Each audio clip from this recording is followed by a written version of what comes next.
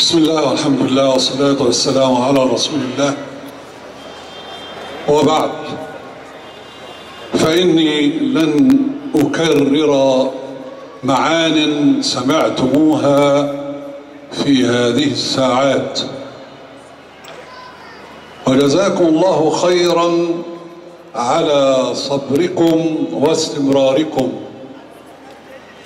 وإن دل ذلك على شيء إنما يدل على أن هناك طاقة مدخرة في قلوب المؤمنين، وعمل يستطيعون أن يستمروا فيه ليل نهار، بدليل استمراركم هذا بعد يوم بل أيام شاقة وعمل متواصل، ذلك لأنكم أحببتم ما أنتم فيه، ولولا هذا الحب لانصرفتم من هذا المكان.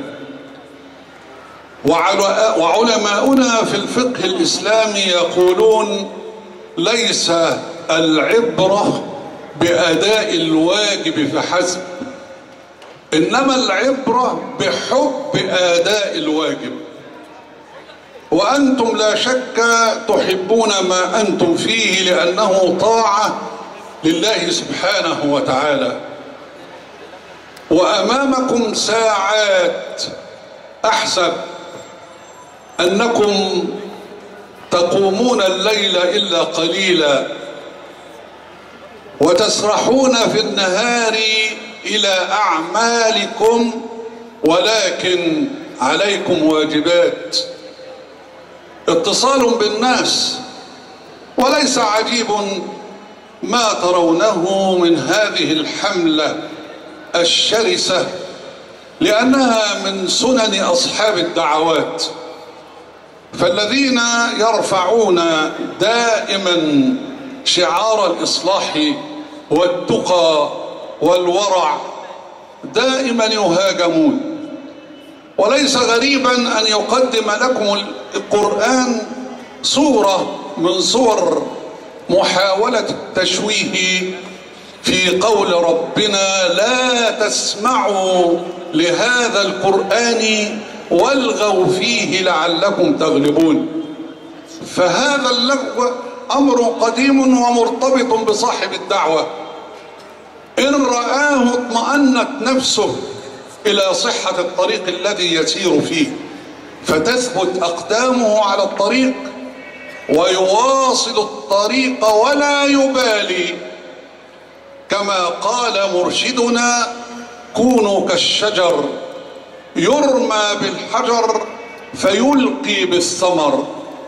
أنت تتحمل هذه الصعاب وتتحمل هذه الأحجار التي ترمى عليك، لكنك في ثقة بنصر الله سبحانه وتعالى. مهما طال الليل فأنت في انتظار الفجر.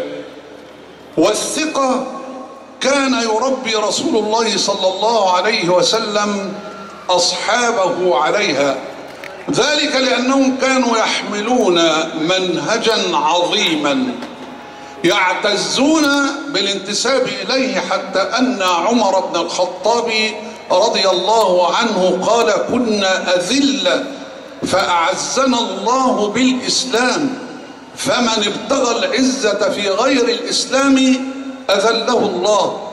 أنت لا تشعر بهوان، أنت تشعر بعزة. أما هؤلاء الذين يشوهون فدعهم وغيهم ولا تبالي بهم، إنما ابذل الجهد وضاعف الساعات وواصل العمل، فرب العزة لا يطلب منك نتائج الأعمال، إنما يقول لك: وقل اعملوا، ثم يقول: فسيرى الله عملكم.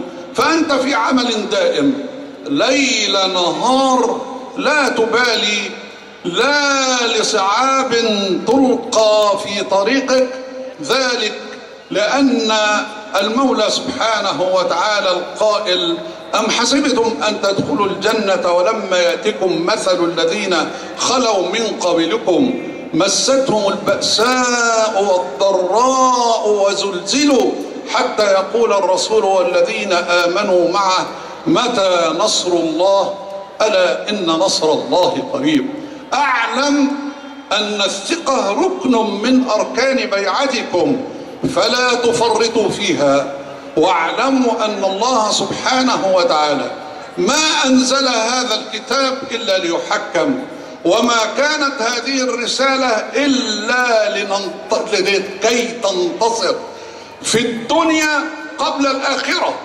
فهو القائل: إنا لننصر رسلنا والذين آمنوا في الحياة الدنيا ويوم يقوم الأشهاد. فلا تقلق وثق في نصر الله سبحانه وتعالى، وانتظر الأجر من الله سبحانه. هذه واحدة.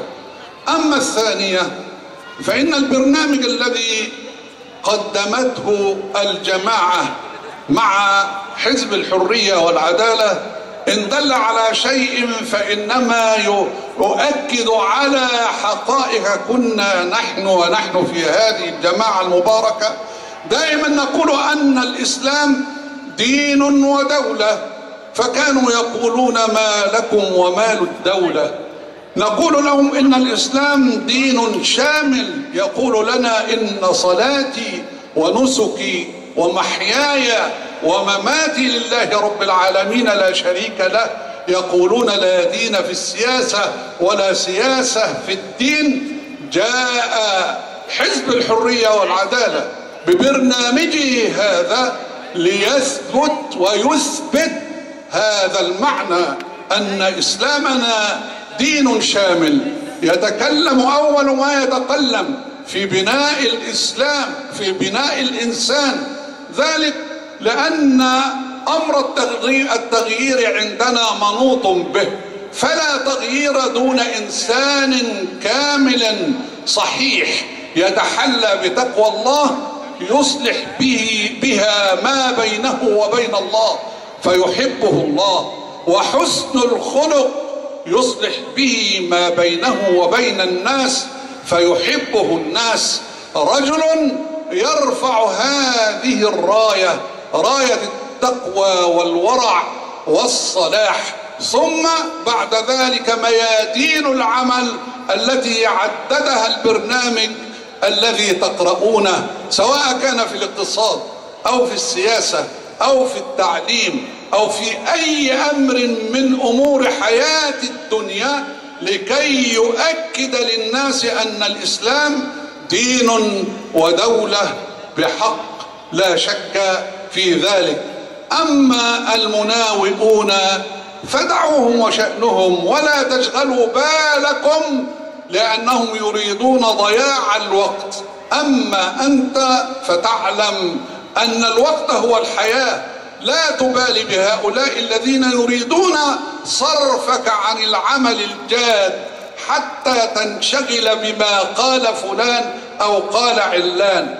نحن نضحك استهزاء بهؤلاء. بالأمس القريب تكلموا عن النتائج في الغرب وقالوا ما قالوه، والغريب في الأمر بالرغم من النتائج المشرفة التي جاءت رسميا وقالت لنا بفوز دكتور محمد مرسي بفوز ساحق طيب بفضل الله سبحانه وتعالى،